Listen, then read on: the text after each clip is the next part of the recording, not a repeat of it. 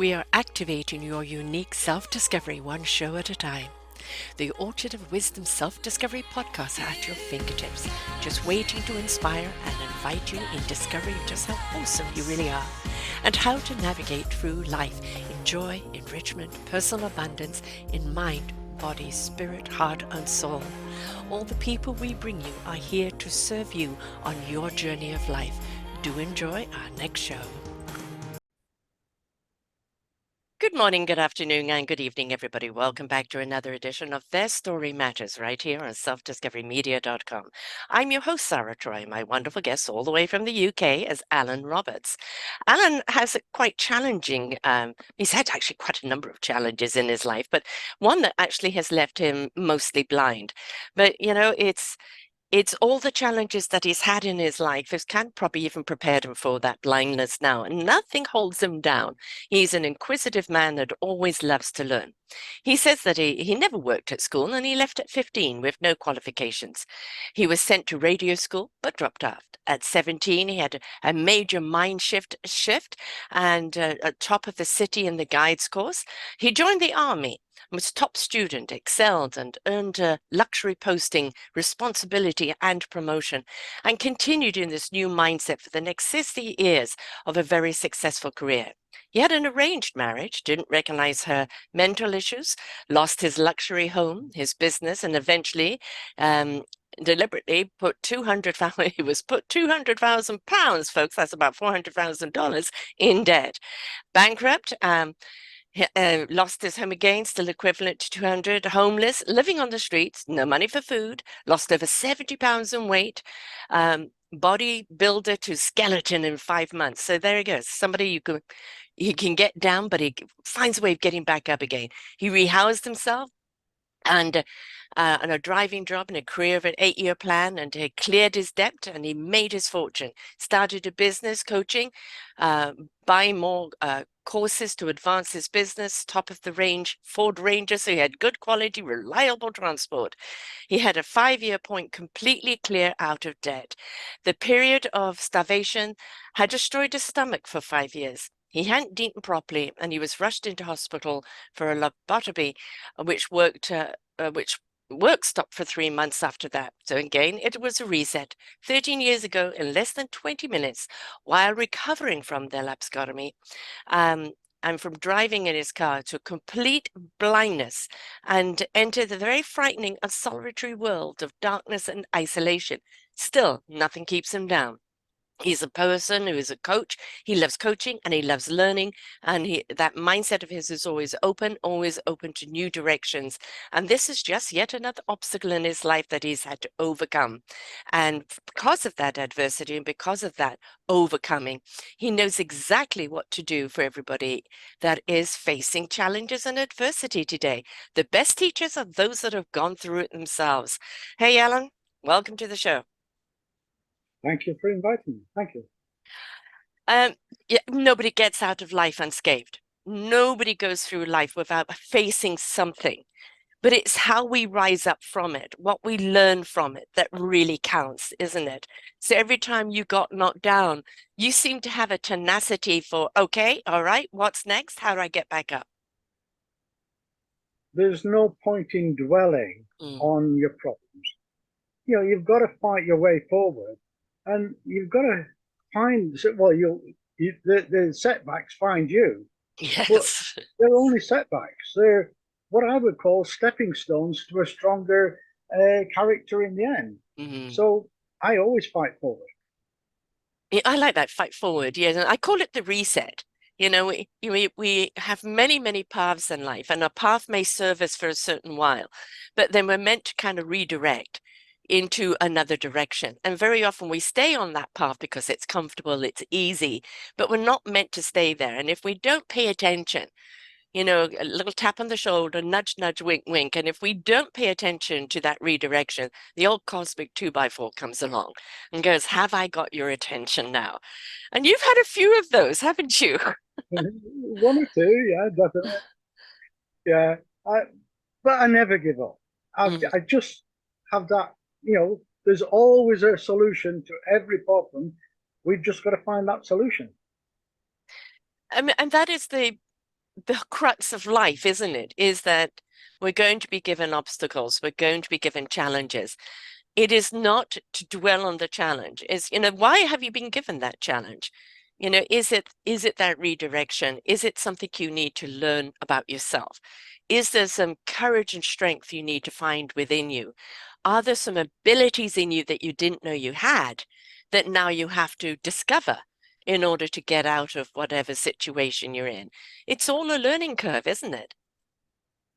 I look back at the challenges that I've faced in the past, and I think I've survived that. I've overcome all these things, and I think each challenge, in comparison, is only small. So it's only another step out of my comfort zone. Right. So I can step out, and I step out, and I constantly step out, and it becomes a way of life. So, just accepting problems, we can solve problems. It's just you've got to think about it, and then you'll find a way around it, and you carry on. And that Right. is life, and that's what I love about life.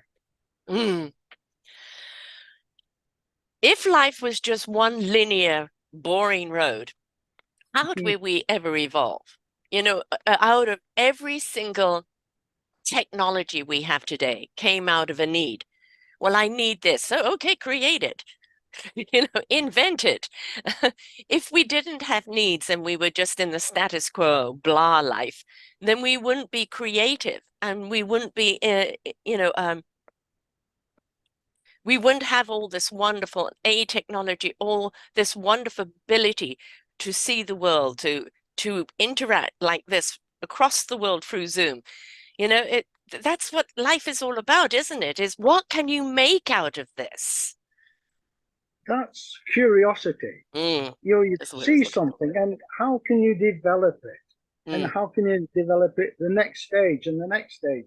And there's some people with tremendous minds that they can see what's possible and they can work on it. I'm limited on what I can work on, but I work on those challenges that I face.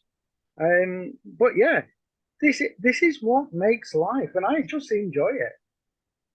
You hit a point there is so many people, when they get either diagnosed with something or they're faced with an obstacle, they give so much time and attention to the problem that there isn't enough time and energy for the solution.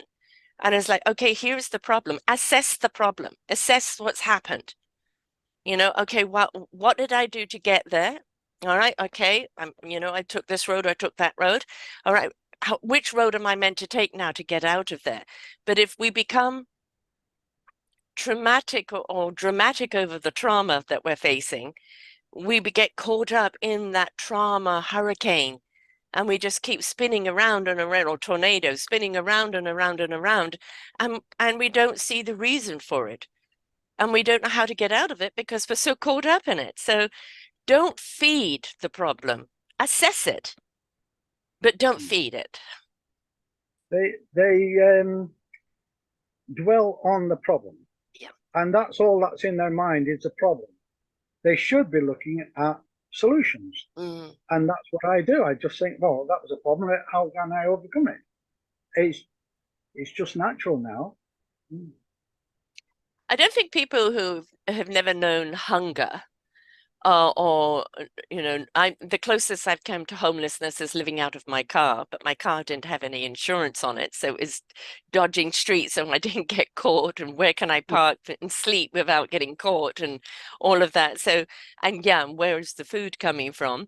I've been that close, but actually being on the street and hungry and losing so much weight through starvation, that had a huge impact on your body. But how did your mindset change in that? Because, you went from, a beautiful home and this, that, etc., to there you are on the street, if, heavy cosmic 2x4 there. Yeah, I was in the job center every single day, Mm, desperate for a job. But nobody wants to employ somebody living on the streets. exactly. And that was a major problem. I didn't know how to overcome that. I know. So I did survive. I lived in a plastic horticultural tunnel, and there was frost on the plastic every morning, but there was access for a kettle. So tea bags were 27 pence for 80. Yeah, it's going back a while. And I lived on cups of tea basically. And I'd shake and shiver with cold overnight. It was bitterly cold. My only source of warmth was another cup of tea, and that's how I was surviving. I got an occasional meal. You know, my daughters were made homeless with me, Oh my so they God. were struggling, right? But How old were they, occasionally Alan? they would. How old were they? Oh my goodness, 18 and 20, I think. Mm. But they were still living at home. One had only just got a job. The other was, I think she just left university. Mm. So they were kind of struggling. So we were all struggling, but the eldest one had, she knew a couple and they had a spare room. So she managed to move in there. The other daughter had to buy a little tiny caravan out in the wilderness. It was a nightmare getting backwards and forwards for her, but we survived. But they were able to get me an odd meal occasionally, but they had no money for themselves. So we were all struggling, but we survived. And eventually I got a flat, and then I was away from that point. I was happy again. You Mind know, you, in the flat, I was still wandering around at night with a candle because I didn't turn the electricity on. I couldn't afford those bills. Yeah. I know, and God, and today the bills are just catastrophic. You know, with the energy that's going on in England right now, there's going to be many people that are going to be found dead this winter because they cannot afford the heat, and because it's just, you know, due to the war in Ukraine and greed and everything else that it's going to hit hard.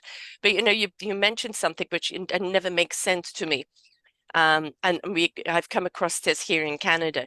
If you're homeless, um, you can't get a job because they need an address, but you can't get an address unless you have a job.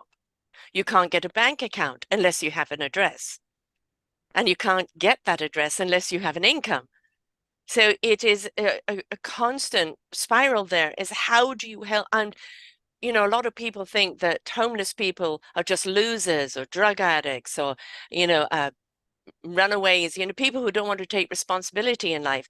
Absolutely untrue. These are people who have been hit very hard, sometimes from absolutely no fault of their own. We see many veterans out there on the street, and because of COVID and because of the economic situation right now, we're seeing far more people being homeless and through no fault of their own. And, you know, when you have something like happened to you, your wife had mental problems which you didn't know about, and you ended up losing everything, right? You had provided the home, you had provided the way of life, everything, and then all of a sudden the plug is pulled.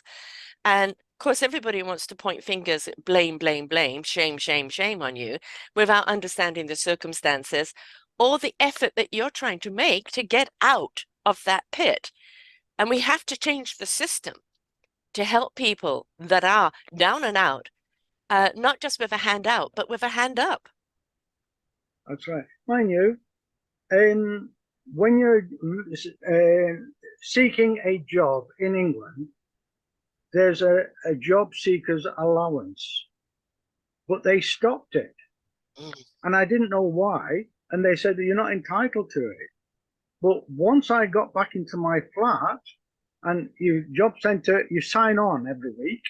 And I went to sign on as normal. And they said, good news, we've made a mistake. And the mistake was they'd cancelled my job seekers allowance. So now in the flat, I got a 5-month back pay.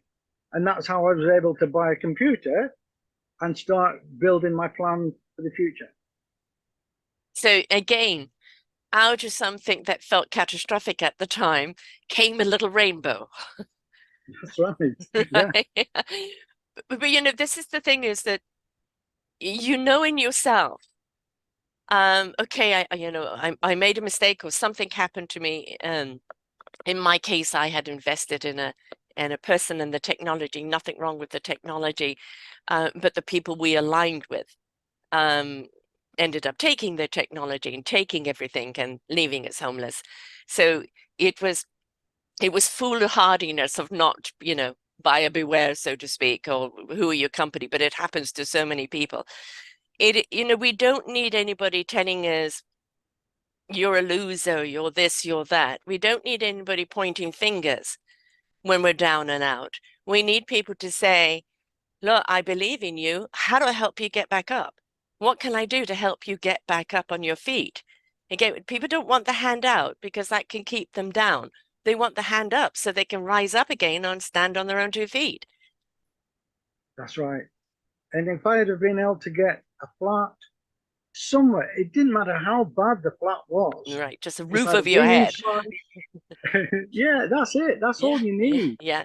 And if the government really wanted, they could make thousands of little tiny places for the homeless, just so they've got a shelter. And well, no, there's certain regulations you've got to have, and it costs thousands to build them, so they don't do it. But Throwaway they could do a people. lot more. Throwaway people, right? And we do see so many, with mental problems on the street, and they're not getting the medical care they need. They're not getting the counseling they need, and they are just throwaway people. We've got the ivory towers and the people with the big money, pressing all the time, and they just don't want to be bothered with people out there. But what are you throwing away? There are so many gems that you're throwing away, unpolished stones that are ready just to be polished and be fruitful to society. And as you said, out of their mistake came your rainbow, and you could afford a computer. And so then you started applying. Okay, if nobody will give me a job, I'll create one. That's right. So I I trained as a business. Sorry, I trained as a coach, but I didn't have the opportunity to get off the ground. So I got the training, I got the experience of business, and I thought, well, put the two together. What I wanted to do was coach young people. I've always loved working with young people, but the young people didn't have the money or they didn't value the training. So I targeted offline businesses, and I just thought, well, this is brilliant. And I could, because I'd run my own business, I could see the problems that they were facing, but they didn't realize what they were doing wrong. And I could see it as an outsider, make all these changes and double, triple, quadruple their business. And it was great. Yeah. And a way out for you and a way up. So now you're on the incline and you're growing again, but you had lost all that weight. And so is this when the stomach issues started coming into play? I could eat, a very, very small meal. And I'm saying a very small meal. And what triggered it was I was driving a doctor and he bought me a sandwich. Now it's 2 pieces of bread cut in diagonally and folded over. That's what he bought me. And I ate half of it and I thought, I'm at my limit. But he kind of looked why I wasn't eating the other half. And I felt guilty not eating something he'd just bought me. So I thought I'd better eat it. And it was too much for me. I was violently ill, rushed into hospital, and an hour later, I was under the surgeon having a laparotomy. Was it that your stomach had shrunk? I'm not sure whether it had shrunk or partly blocked or whatever, but after the laparotomy, it kind of eased. It was a struggle for quite a while afterwards, but I was having talks with the I don't know what you call these people, the doctors, not the doctors, gastroenteritis. Yeah, something. Yeah. And they were helping me, and slowly I was able to increase the amount I was able to eat, and now I can eat a full meal again. Right. You know, if when we look at people who have, you know, like from the war, you know, when the soldiers went in and found people in the camps, just skin and bone, and they would give them food. And then the medical team would come in and go, don't, you know, because it could literally cause their stomachs to explode, right? And Yes, because their I, I stomachs are so, I read that. Yeah, yeah. So, you know, the thing is to go on nutritional fluids with all the nutrients in the fluids and slowly build up with small meals, because otherwise the stomach and everything is so shrunk. You're putting food in there that it just expands it and it causes it to explode. And people don't realize that. And it's like, you know, it's if you go for dinner somewhere and you can't eat the full plate, you don't have to eat the full plate, folks. You know, you just have to explain, I'm terribly sorry, but I am unable. But however, I'd love to take this home and finish it later. You know, that's what doggy bags are for. You know, it's that's wonderful. right. Yeah. But are your stomach issues, they're okay now, so you can eat a full meal now, but do you still have to be careful? No, I'm quite back to normal now. I've always loved cooking, Hmm. so I cook all my own food. And some days I make a massive meal, and I think I'll never get through that, but I do. But I'm careful.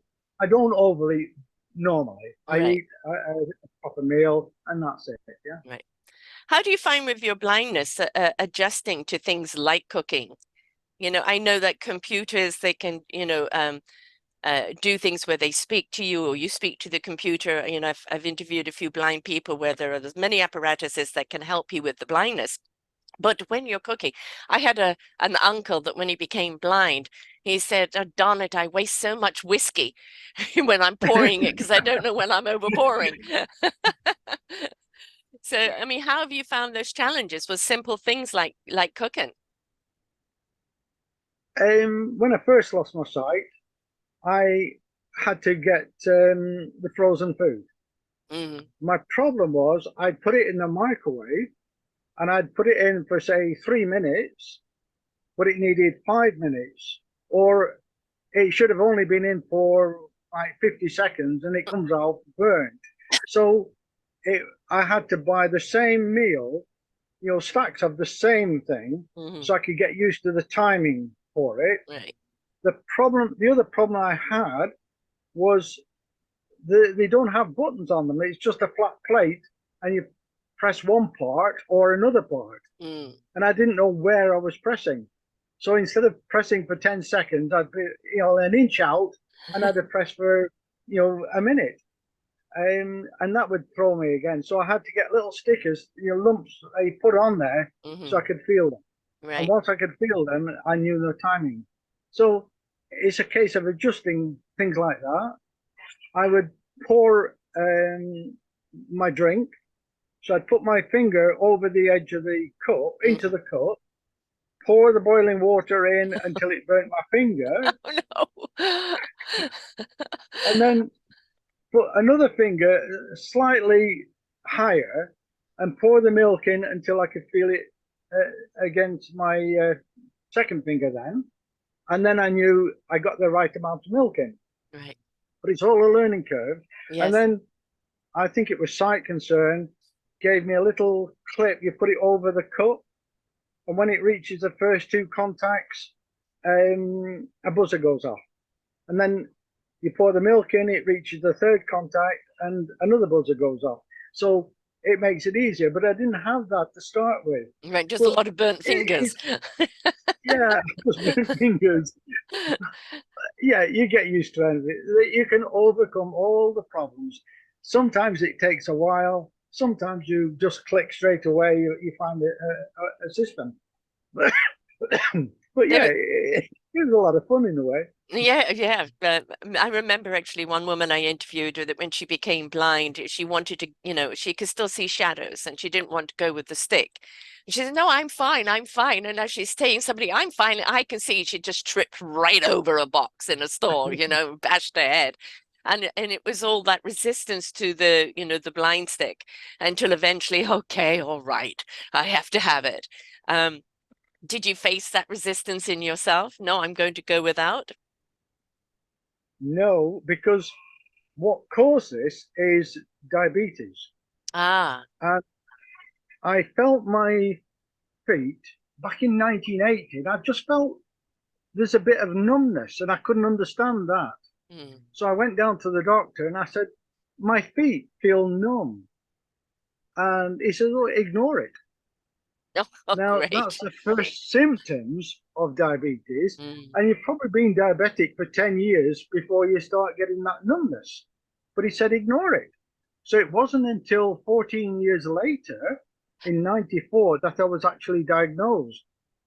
By that time, I was beginning to lose the connections to my feet. And so from about 2000 or maybe 2001, I've had to use a walking stick to keep my balance, because I would go down the road and I'd suddenly find myself falling over, and I couldn't work out why. Right. And then they explained, because you've lost contact with your feet, you need that third thing to stop you falling. Right. So I've used a walking stick for about 21 years now. So just transferring over to a blind stick, yeah. Yeah, it was just changing the color, and that was it. It went to a white stick. But do you have to take insulin every day? Yes, I'm on insulin every day. So how is that, injecting yourself with insulin while being blind? I did overdose, because there's two sorts of insulin. Yeah. One is a fast-acting one, brings the blood sugar down very quickly, and the other one is a slow-acting, so it acts over a 24-hour period. And I wasn't concentrating. I got them mixed up. Oh dear. So I think I was on 10 units of the fast-acting and 80 units of the slow-acting. And having mixed them up, I injected myself with 80 units of the fast-acting one. Oh no. And I suddenly realized what I'd done. I was on that phone straight away, calling the emergency. I thought I could pass out any time.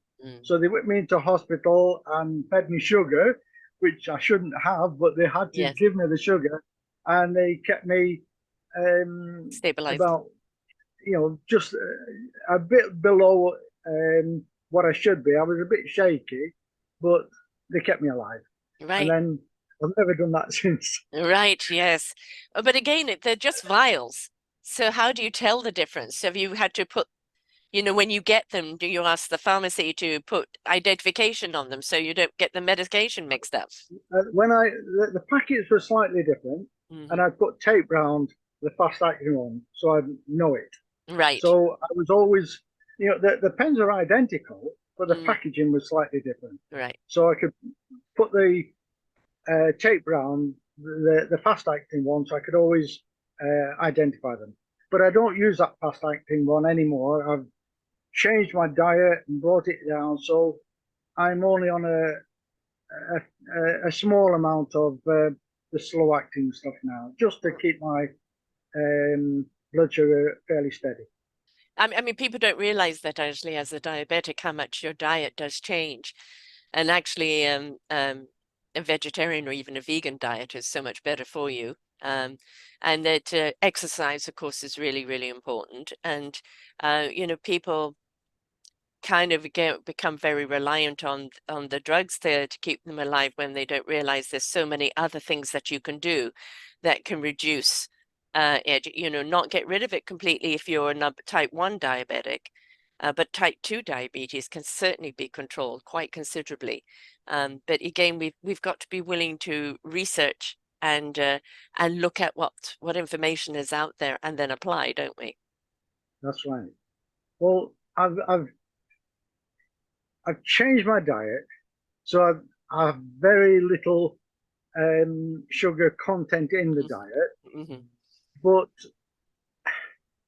I like a drink of drinking chocolate. And I live on cups of tea, but at night I'll have a cup of drinking chocolate, and that's a lot of sugar in there in the mix. So it just takes me up. But I think to myself, it's better to be high overnight than go down and go into a coma. So yeah, I can live with that. Right. And of course, dark chocolate has less sugar in it.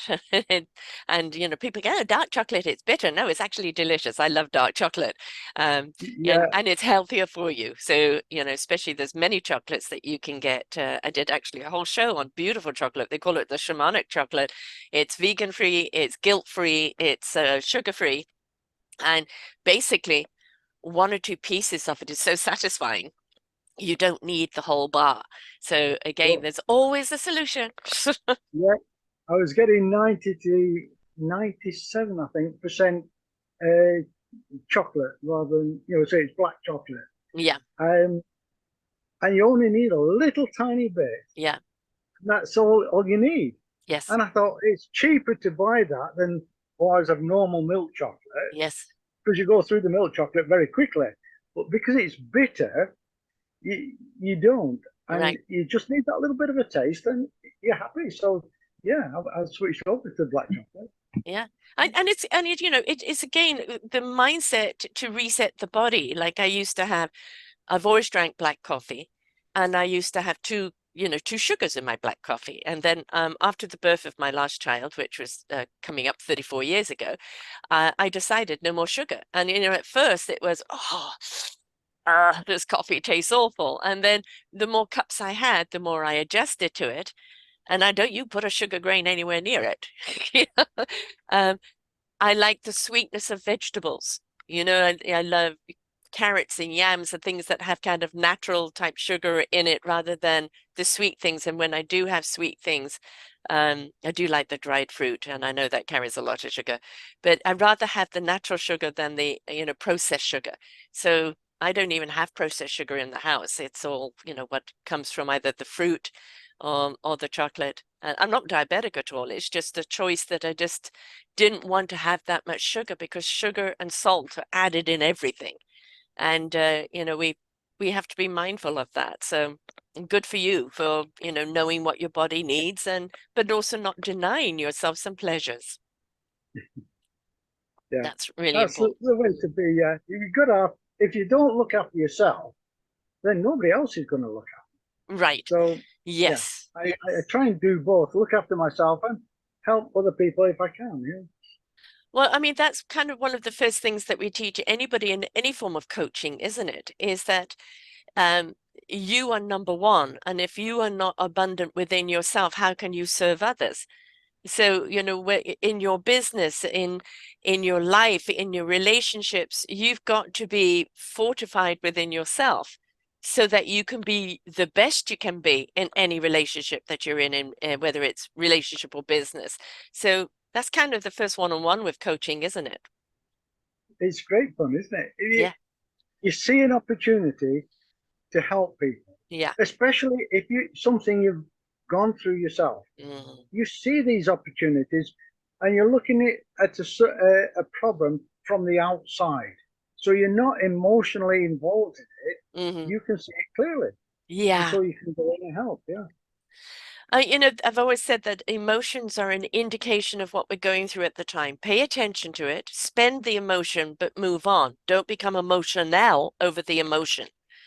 And Right. if you're stuck in something, a business or relationship that's become emotional, you can't see clarity. And this is why you do need someone from the outside to see things more clearly. And because so many times we see people making a mountain out of a molehill, because the emotions have taken over.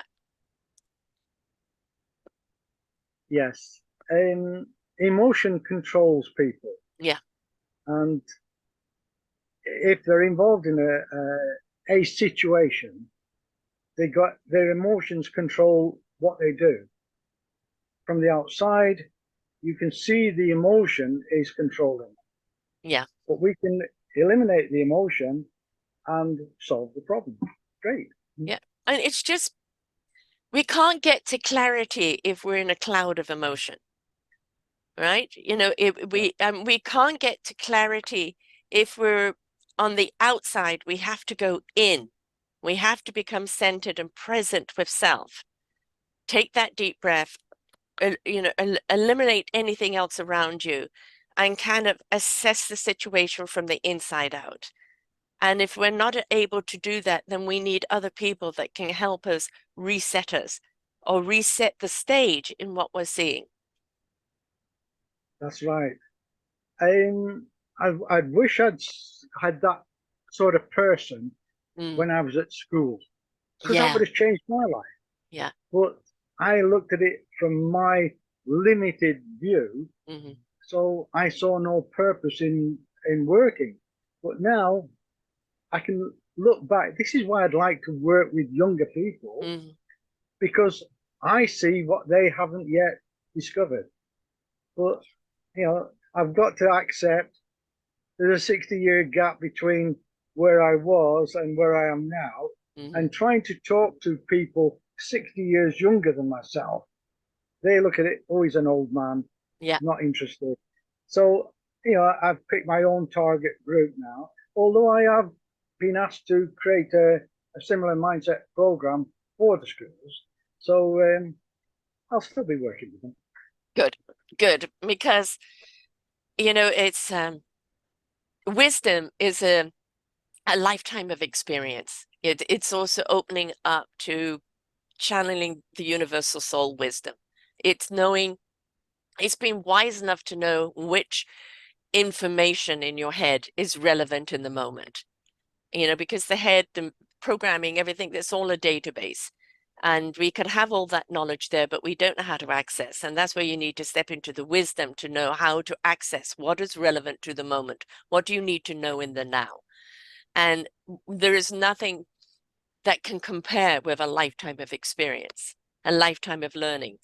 And, the young may spurn it, you're just an old fart, what do you know? Right? Because, I'm 68, and I know I'm in that group as well. And but you've got to understand we were young, we were defiant, we were rebellious, we were all of that. That's the reason why you had so many changes that you are looking at as a norm today, is because we stepped up and did those changes back then. And through that lifetime experience, we've now got the wisdom to show you the path of what really is important and what really to let go of. Yes. You can look back yourself and see all these things that you've done wrong. Yep. If you can just get one of those youngsters to listen, it can change their life completely. But it's that, can you get through somebody at my age? I'm 77. Somebody at my age, can I get through to them? Now, when I'm mentoring the children that have been bullied and abused, because it's set up for me, yes, I can. Yeah. Because they're there and they listen. But trying to do it as a coach and promoting it as a coach, they think there's too big a gap. But I keep trying. But you don't know the impact that you're having on those children that have been bullied, the wonderful domino effect that's going to happen out with their peers because of what they've learned from you. So you're still reaching other students through the students that are near you that you are helping. That's right. I must tell you this. The first time, there's one in particular, but my first one, I met him at a cafe. His chaperone and the coordinator were there to introduce us. And they went off to the other side of the cafe so I could do a one-to-one with him. And I could not get him to talk. He'd shake his head, shrug his shoulders, never spoke. And all I could do was tell him about my life. And then my hour was up. The chaperone came back and he went off. And I thought, I failed. A complete failure. I'd achieved nothing. But I spoke to the coordinator during the week. The coordinator had been talking to his mother. His mother had said she'd been told her son had got this, I've forgotten the word he used, very inspirational mentor. So she said, well, who told you that? Was it the school had told you? And she said, No.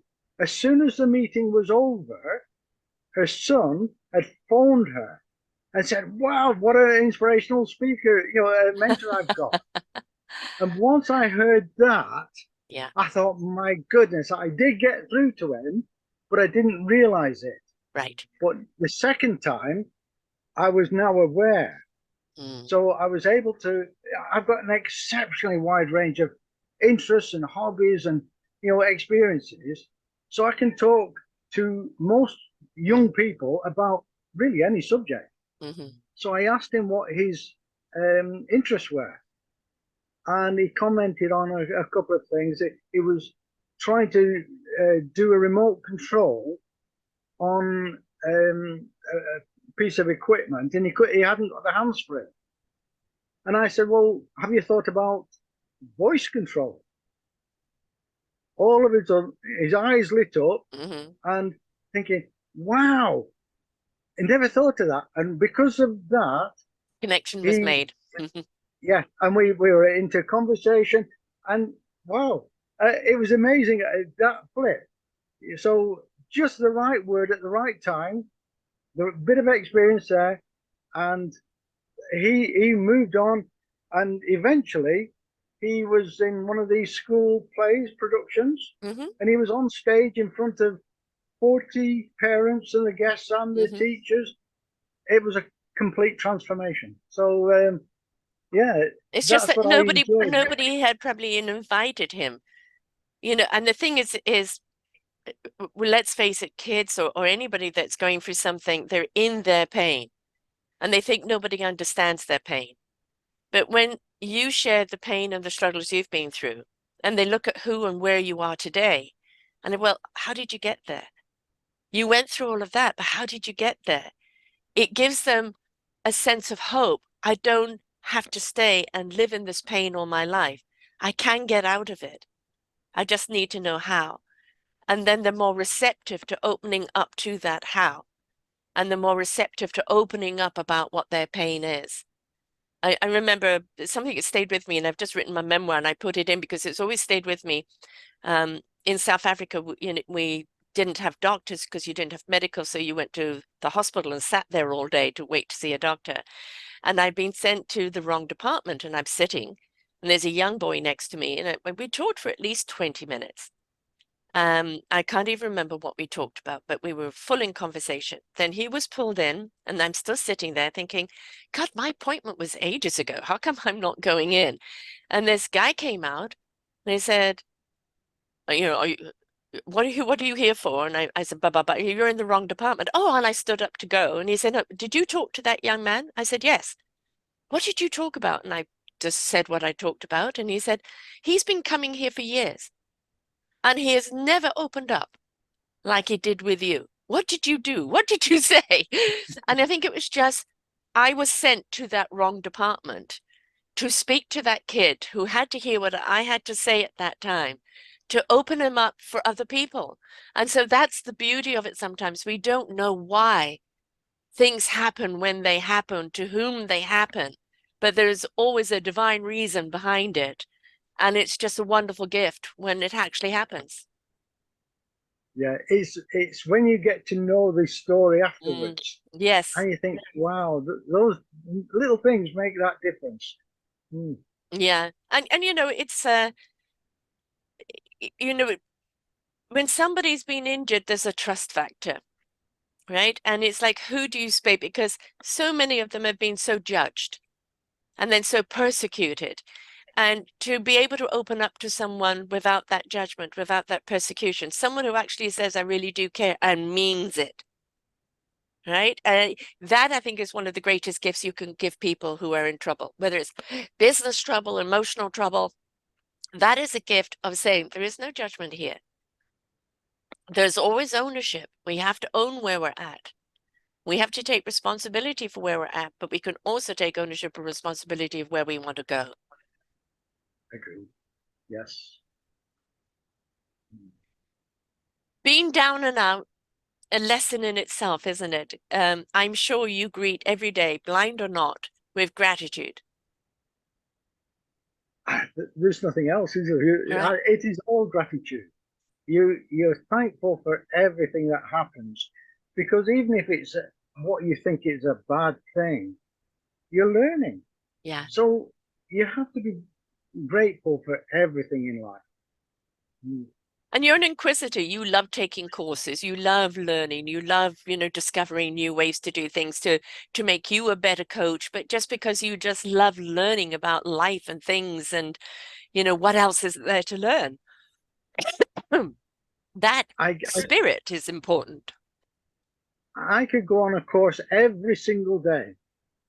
When I was homeless, all my belongings were all either stolen or trashed.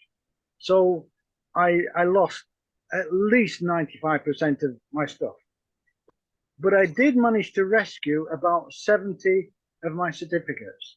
Mm. But I should have probably 200. Now, Mm. it's not the certificates that are important, because there was a lot of courses I went on that they don't issue Right. certificates, but it's learning the information, whether it's woodwork or brickwork or mindset. It didn't matter what the course was. I was always learning. I could always apply one piece of information onto another, and Mm-hmm. that's how people invent things, because Yes. they notice something here and you can apply it over here and Mm-hmm. you've got an invention. Mm-hmm. This is what life's all about, and I just love it. I think if you don't stay inquisitive, if you're not wondrous of what life has got for you, um, the beauty of age is that we do pay more attention. We do live more in gratitude. We are more in wondrous of what will today bring. And it doesn't matter if we're getting out of bed with aches and pains or tumping our toes because we don't know where we're going. It doesn't matter. It is like today's a new day. What can I discover today? And if you can live in that kind of attitude, there'll always be something new to discover. And we're never too old to discover it. Well, I think to myself, I'm only middle aged. And that's the way I look at it. Mm-hmm. I've got a long way ahead. I don't know where the future is going to be, but I look at it as though I've got a long life Yeah. ahead of me. I want to fill that life. So I look for different things I can do. So I'm in all these different organizations. I don't want to be at my computer all the time because it does strain my eyes. Mm-hmm. But I start very early and I work very late. But I fill my day with all sorts of activities.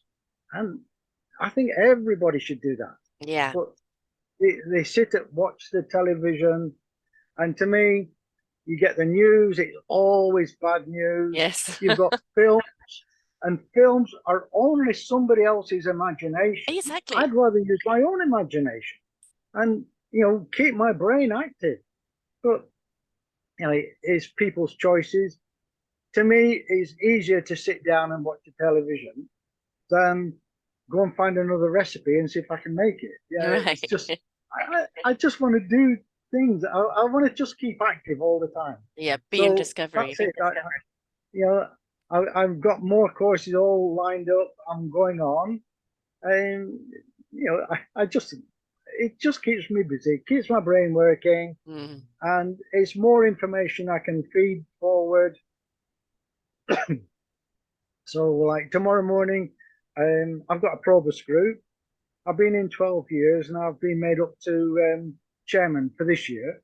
So I'm now at the front. I have to speak every week and introduce whatever speakers there are. But it means I've got that bit of information I can put forward at each time I'm Yes. introducing somebody, or I understand the background of the speech. It just makes that easier. But yeah, it's just keeping yourself busy. Yeah. A reason to That's get up what every life day. is. Yeah, you've got a reason to get up. Yeah. Yeah. When did you write the books? You have 3 books. When did you write them? Can I say I'm not a writer? Right. I'm going to be straight. I'm not a writer. When I was doing business coaching, Mm-hmm. I had the opportunity to co-author a book. Mm-hmm. And this is going back to about 2008, maybe. And I thought, well, if I can do that, it might help boost my business.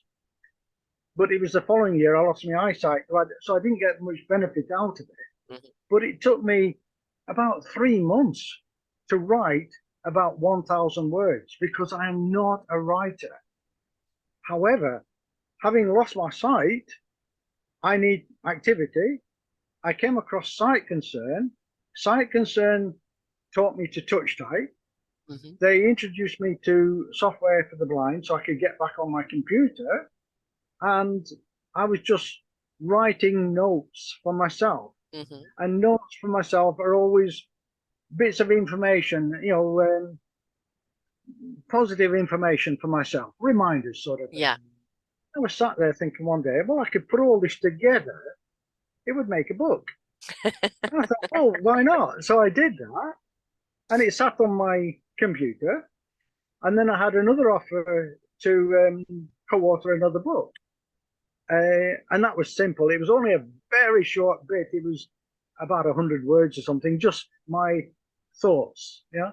So that was easy. I did that. And that went to #1 in Canada, America, UK, and Australia.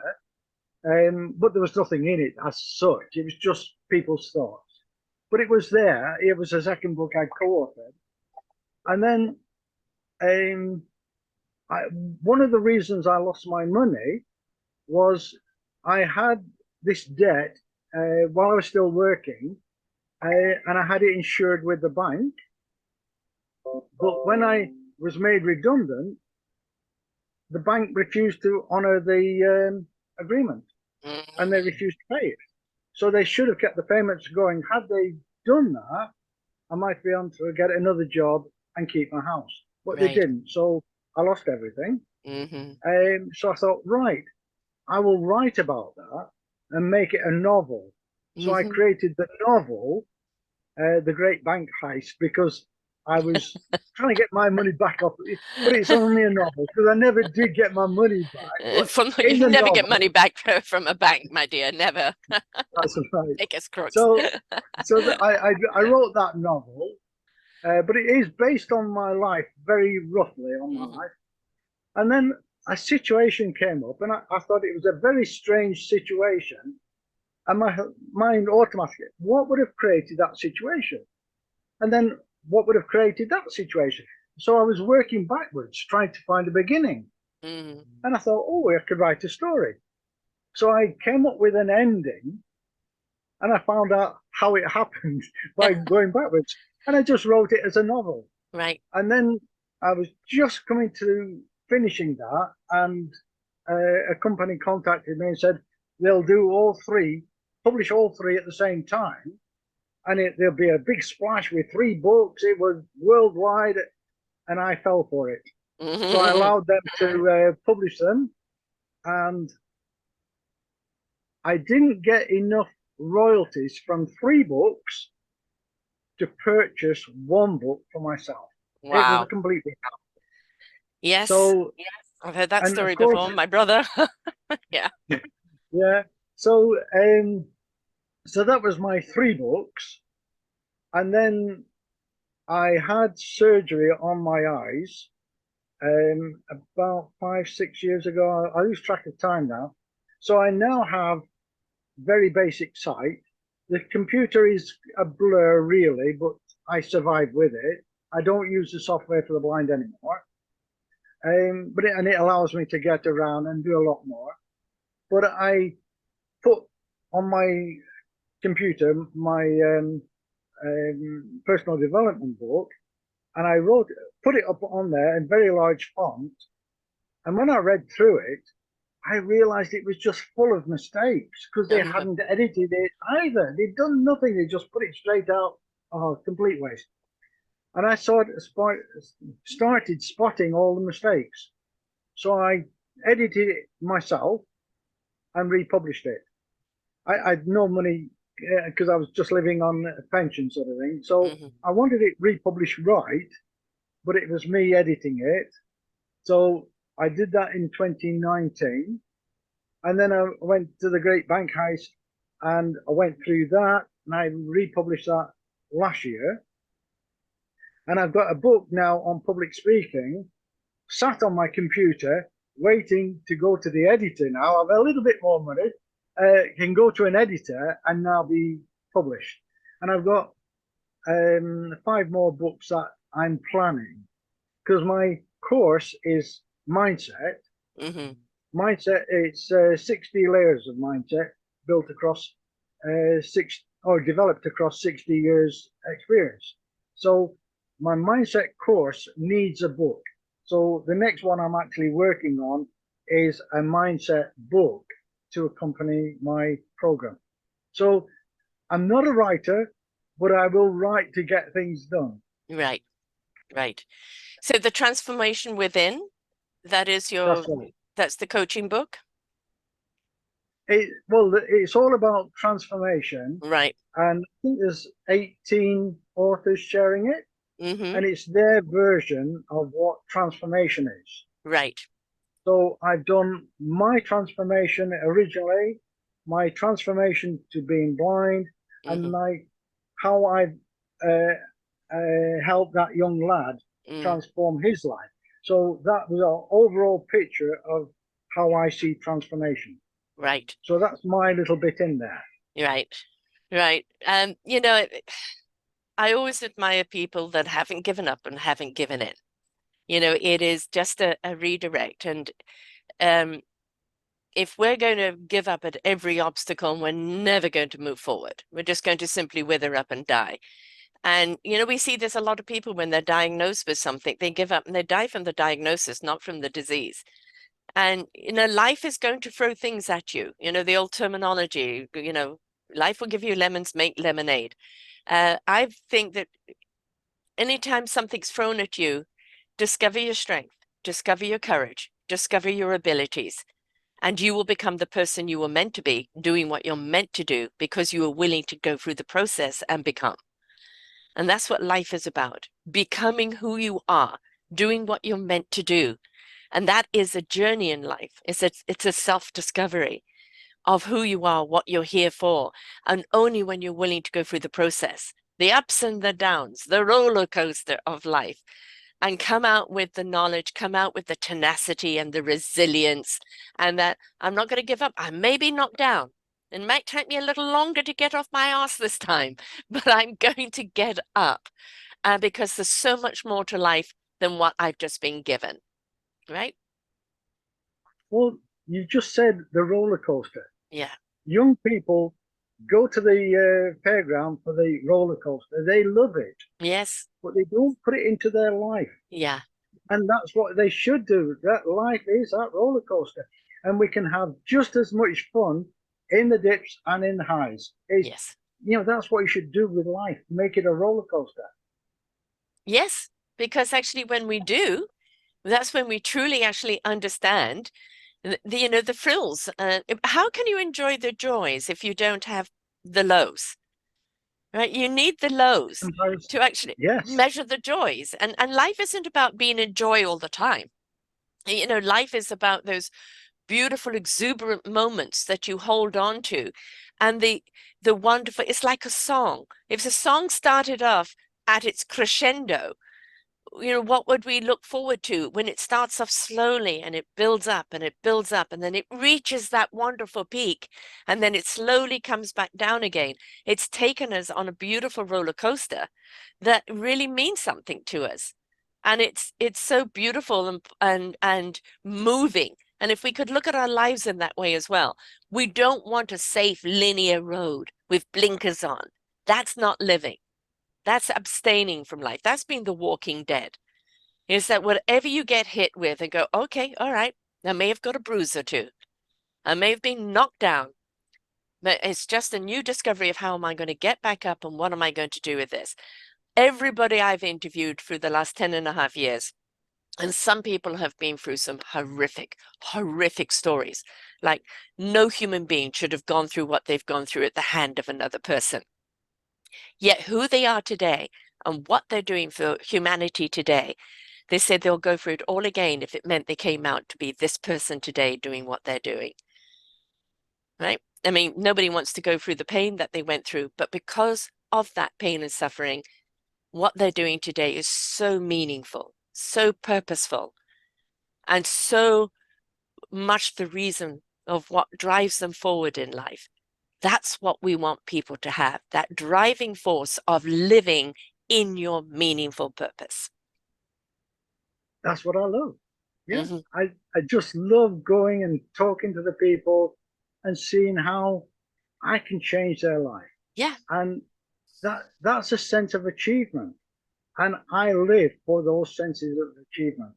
I have achieved so many things. Yeah.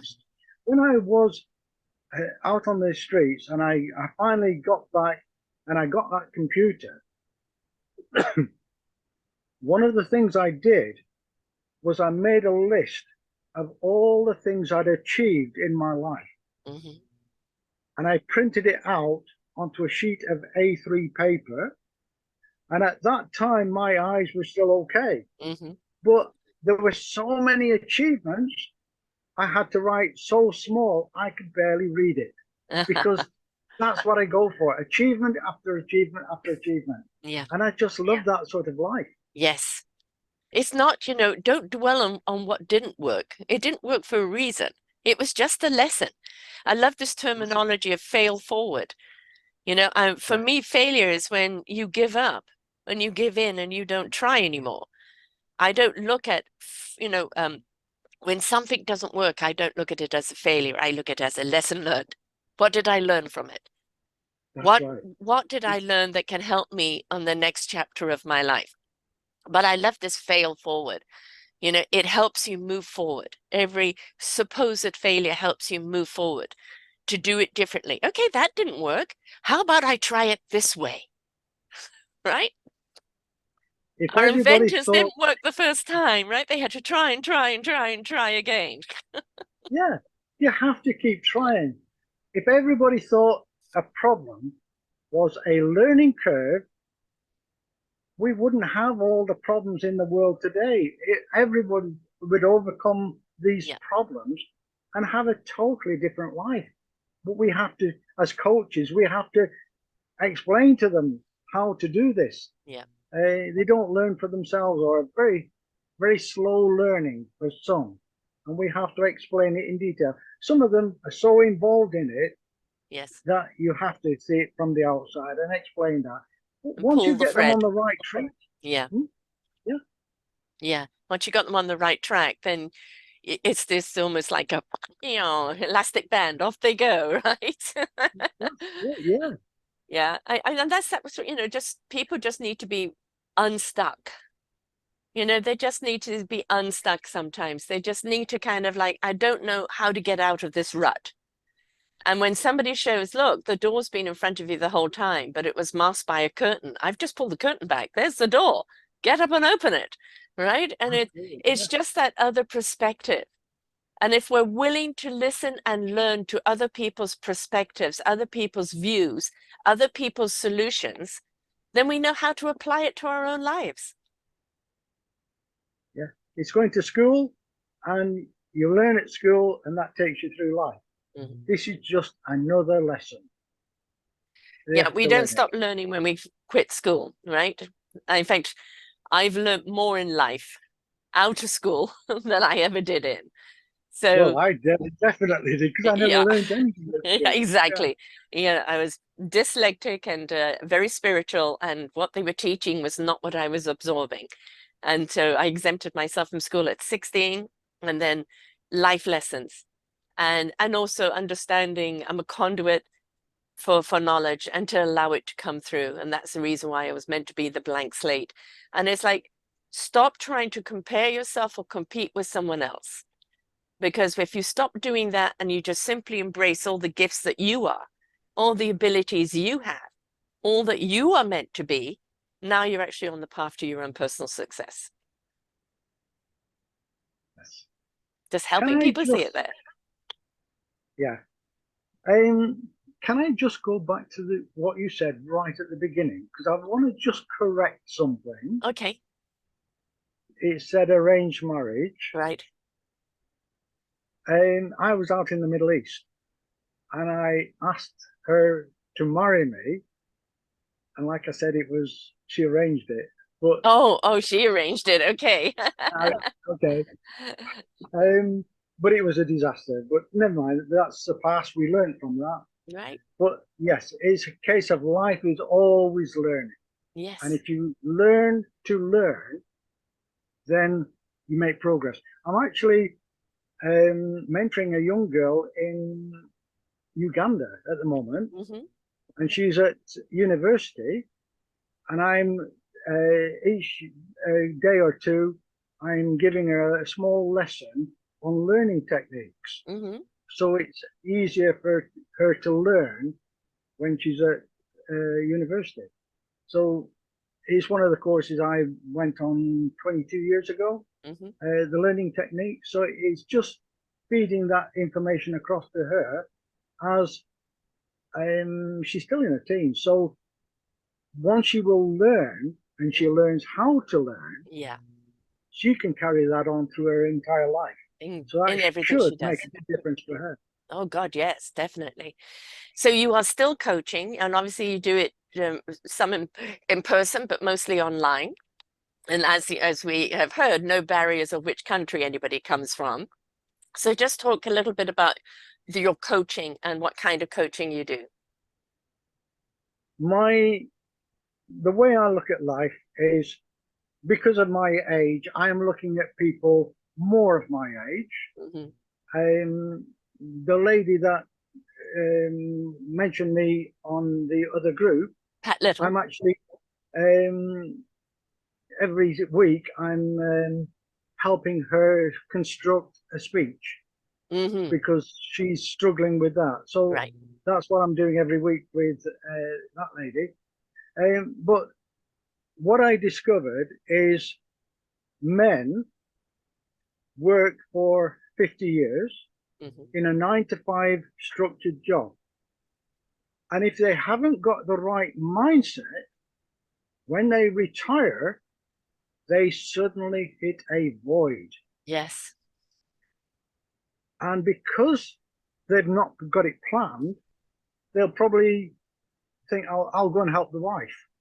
But the wife has a routine. She says, get from under my feet, go away, sort of thing. Yeah? So what does he do? He's nothing to do. He goes and gets a newspaper. He spends all day reading the newspaper. And then in the evening, he's on the television. And like I said, it's bad news or somebody else's imagination if it's a film or anything like that. He's not using his own imagination. He's not getting physical or mental activity.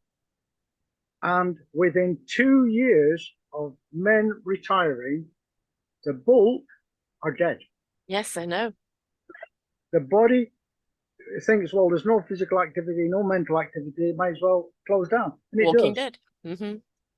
Those that have the right mental activity and find activities to keep them busy survive. Now, it doesn't affect the women quite so much because they're always busy. Most of them, well, you have a break for children. Yeah. So it's not constant work, 9-to-5 job. It's a lot of work, but it's not a 9-to-5 sort of job. It's 24 hours. And you tend to look after the home. You keep the home going. So even if you work and you retire, you continue with a routine, whereas men don't. Right. Or at least my generation of men don't, or the next one down. But now things are changing. The younger ones are mixing a bit more. But that 2-year period, we have to overcome. So my target audience are men approaching retirement. That's excellent because, so many people, again, that I interview, they stepped into their most meaningful purpose and job that they've loved the most when they retire. Now they can actually go and do what they want to do. And like the youngest I've interviewed is 10, the oldest was 92, has her own TV show, had a new lover 2 years ago. The life is still about exuberance and just enjoying it. And it's like, please do not go, well, now I need to go out to pasture because I'm a certain age. It is that now, because you've retired from your day-to-day job, you have more liberty and time to go and pursue something that really you're passionate about. What is your passion? How can you use it? How can you share it? How can you help somebody else with it?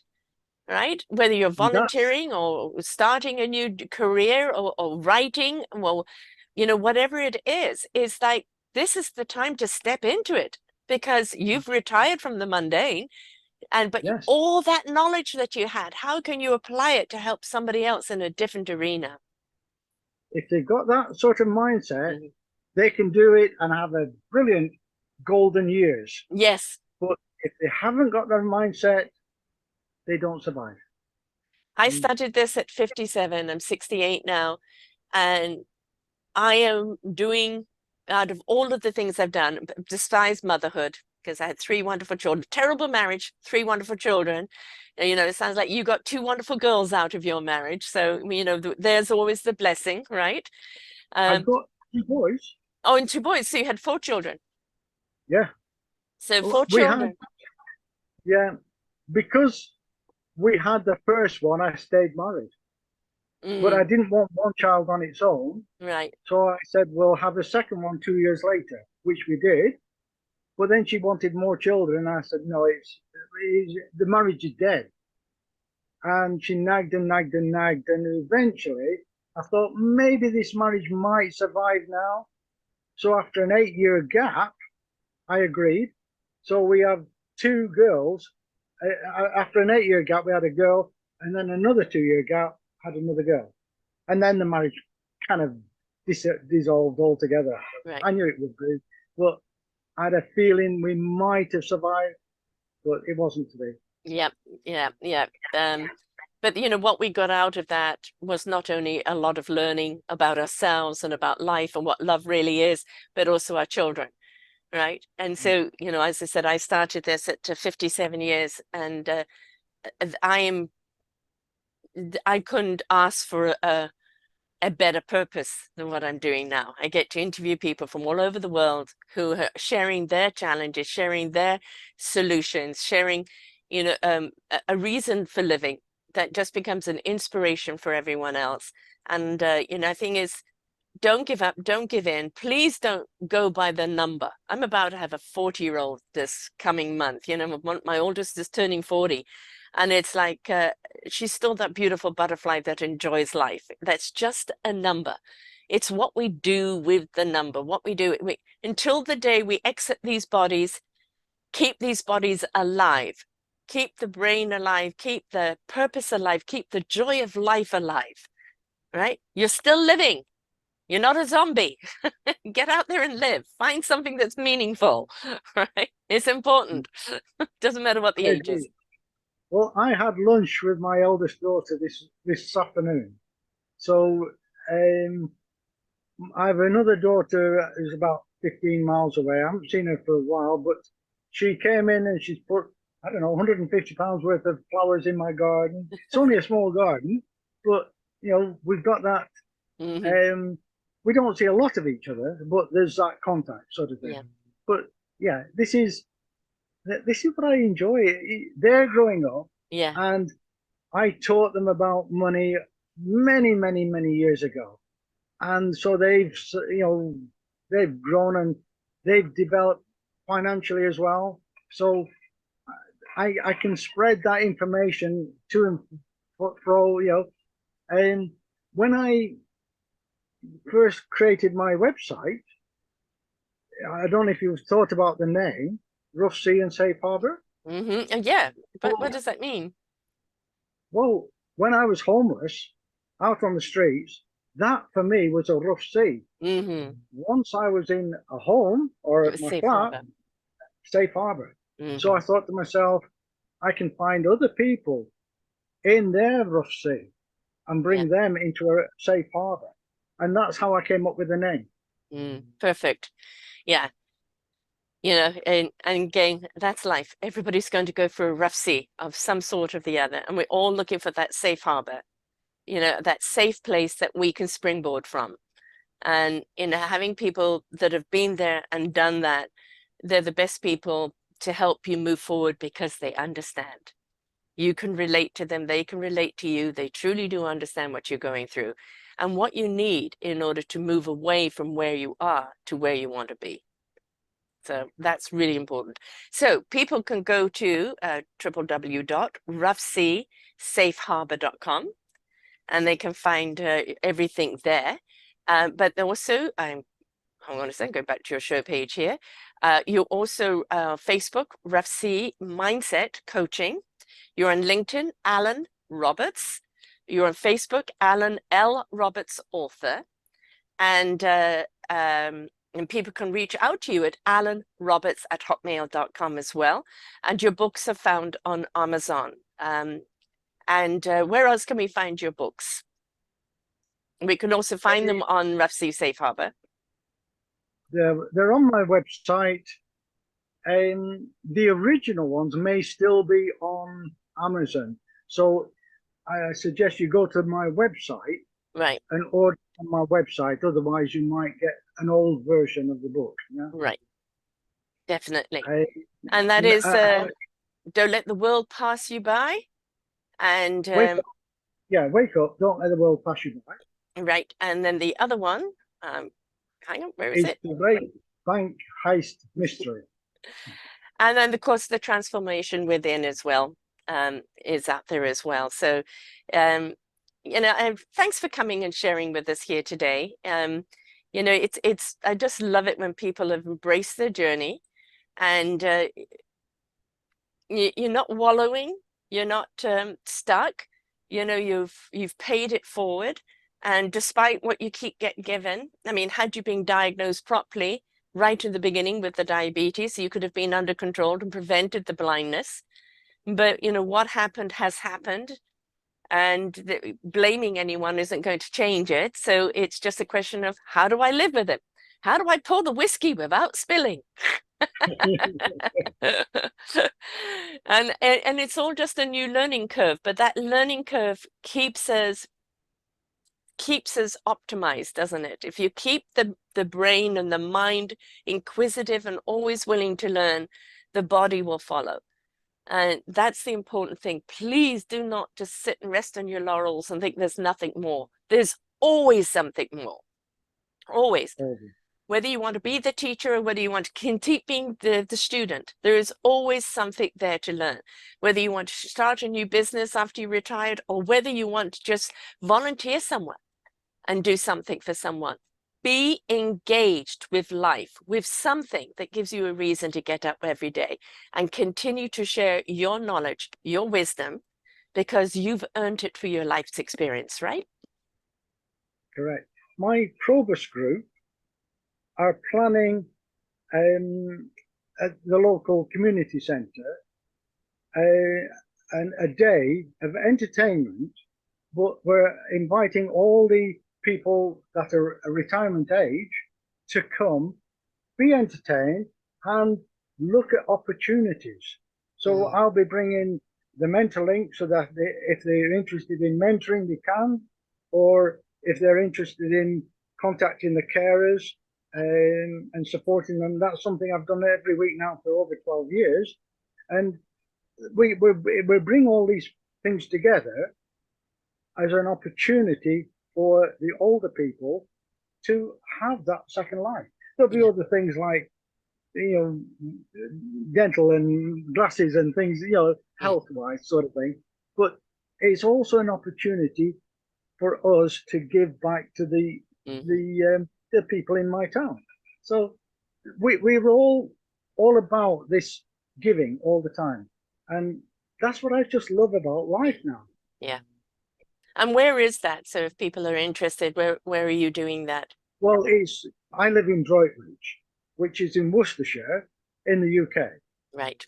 So they can always reach out to you and inquire more if they happen to be in the UK listening to this. Yeah, the Mentor Link is kind of a small charity, so we're limited to a few counties, 7 or 8 counties, which is probably less than one state in America, but we're trying to grow. So funding for that would be brilliant. Caring, you need to be on a phone to contact the carers, but we're trying to keep get Droitwich up and running. Right. But funding from anywhere for particularly mentoring would be really useful. I actually trained 3 to 5 times a week at the gym, so I could cycle from Land's End to John O'Groats. That's the full length of the UK, to raise money for the charities. And 2 weeks before I was due to do the ride, we had lockdown with COVID. Oh no! So I couldn't do it. It was so annoying after all that work, and I was so determined to do it. I'm getting older now, and my legs are getting older, and I'm thinking, can I do it in 2024? I've been talking to another Provost member, but he broke his hip, and so whether he'll be fit to do it, I don't know. Maybe instead of doing the whole thing, maybe you can take a few people and do a relay. One person does it one area, the next person takes over. You accomplish the whole thing, but it's done by a few of you. Well, we could arrange something like that. Mm-hmm. It wouldn't be my own personal achievement, but if I could arrange the whole thing, it would be your achievement, because you've still done a part of it and you've still seen the whole thing come to fruition. Right? So if that's the thing, is that what's kind of some of the thinking that we have to have when we get older. I can't do from A to Z anymore, but I can go to, A to F, and then somebody can take it from F to something else, and it's still going to accomplish, what we want to accomplish, but we've just got to be adaptable to how it's going to be done. I like that idea. I will get on at the committee meeting. I'll put that forward, because I think that's a brilliant idea. You still get it accomplished. Yep. Mm-hmm. Yes. Yeah. I like that. And then inviting more people to be a part of it too. And then it's that section they do is their own accomplishment. Right? Agreed. And then you just drive to that finish line where everybody else is there. And, then it becomes a shared accomplishment instead of a burden to one person to trying to accomplish it, when it's really would be more detrimental to do. So there's always an answer. Yes. I like that idea. I'll move on that one. Okay, good. And let me know how it goes. I would love to hear all about it. I will do. Good. Okay, Allan, thank you so much for being here. And folks, don't forget, roughseasafeharbour.com. Please reach out there. And he's on Facebook, he's on LinkedIn.